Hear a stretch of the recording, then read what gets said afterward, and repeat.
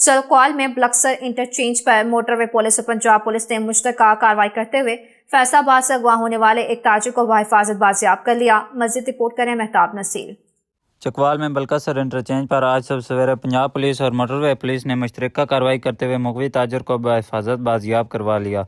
मुगवी ताजर के मुताबिक फैसलाबाद में 5 नामालूम अफराद ने खुद को असास इदारे का एहलकार ज़ाहिर करते हुए मुतासरा को ज़बरदस्ती अपनी गाड़ी में बिठाया और मोटरवे पर नामालूम मकाम की जानिब रवाना हो गए।